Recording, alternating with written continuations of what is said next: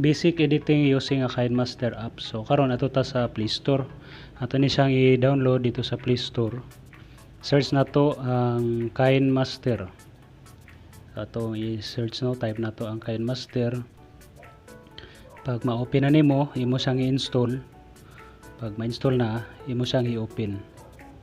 Pag open nimo, mao ni ang itsura sa KineMaster. Kita nimo diha na i-create new. So direta sa create new. Kay para makahimo ta og video or slideshow. Magsugod ta pag-edit. Piliyon na to karon ang 16:9 nga ratio, pero daghang ratio diha. Pwede ka makapili kung unsa imong gusto nga ratio. So piliyon na to ang 16:9, dayon i-next lang nato. So makita na nato ang mga folder. So kung asa nimo nakabutang ang mga picture sa imong folder dito sa SD card, imo lang i-click ang folder no. Dayon makita na ang mga picture. So karon maghimo tag slideshow. Select nato ning picture. Select tag mapipila ka picture dinhi. Pero kung sa imo ha, depende kung unsa imong naanda mga picture o mga video clips. Pwede ra nimo i-click lang nimo na siya, automatic na siya nga ma-add diri sa timeline. So, i-click na to ni.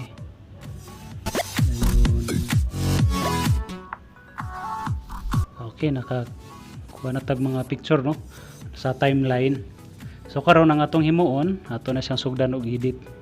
So kining picture, kinaunahan nga picture, ato ni siyang i-click unya para mag-animation ni siya. Makita nimo nang icon nga tapad sa gunting kanang sa tunga. Click nimo na siya, dayon ang una nga box. I-click nimo to, dayon i-zoom nimo ang picture. I-zoom nimo. Ay i-check, pag-check imo i-play, so mo na ang resulta. So mag-zoom out ang iyang pag-play. So kining plus mo ni siya ang transition effects. So imo po ning i-downloadaan sa imong KineMaster aning sa iyang market niya. So makapili kag transition diri no. So pili kag unsay gusto nimo nga transition para pag-play sa picture, inibalhin sa Picas picture, nindot tanawon. Panalitan kining number 3. So motoy forma sa number 3. Na ni sa sequence unsa ka dugayon ang imong gusto nga maglihok ang transition, imo lang i-click dinha. So depende lang nimo kung unsa imong gusto.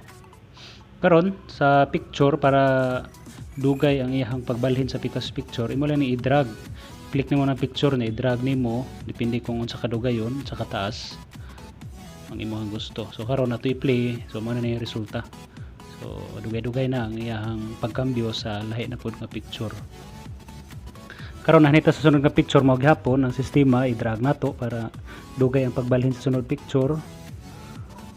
Dayon i-click nato ang picture, dayon mao gihapon no, para mag-animation i-click nato ang box. So karon diri na puta sa ubos nga box. I-zoom in nimo ni ang picture. Then check nimo atong tanaw ang resulta kung unsa resulta ini play. So pa zoom in ang iyang animation sa picture. Mao gihapon no. Pag-abot din ha kanang plus transition effects, pili na pug ka kung unsa imong mauyunan o unsa pa imong mga na-download nga transition effect. So ikaw na magbuot kung unsa nga transition ang mabagay sa picture, mabagay sa video clips kung naay video clips. Sunod nga picture mo gihapon, i-drag lang gihapon nimo para medyo dugay ang iyang pagbalhin sa sunod nga picture. So sa plus, butang na sa tag transition effects. So pili lang tag say haom. Then mao ra gyapon ang setup no. Ato gyapon i-drag ang picture para dugay ang pagbalhin sa sunod nga picture.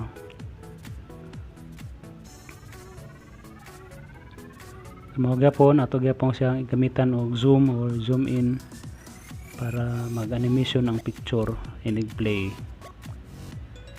So sunod picture mao gyapon i-drag nato.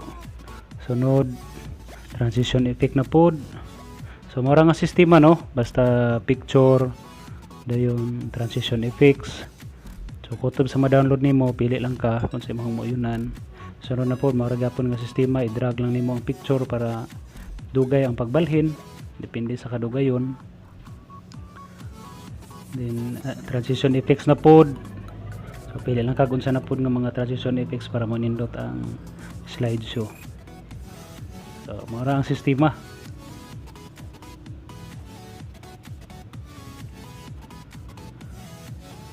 Okay.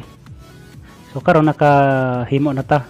Naka-plaster na ta sa maong slideshow. So para mo nindot pag yun ang ato ang slideshow, so butangan nato ni siya music. Nindot na siya no sa transition effects nga makita nato.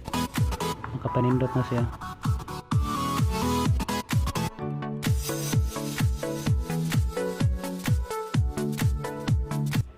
So karon sa pagbutang nato og music kung saan man nato paghimo, so i-click nato ning audio. Pag-click nato, ato ta sa folders. I-click lang nato ng folders para makita nato ang music nga giandam nato dito sa SD card. Kung unsay nakapangalan sa SD card, so i-click sa folder, makita na dire. Ini makita na dinhi. So dinhi sa ako gibutan nako dire Blog Audio Sound.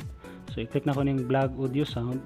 So tanan nga mga music nga nasa sulod dito makita na po dire sa kilid. So piliun na lang nimo kung unsa nga music ang gusto nimo nga ibutang sa imong slideshow o sa imong video.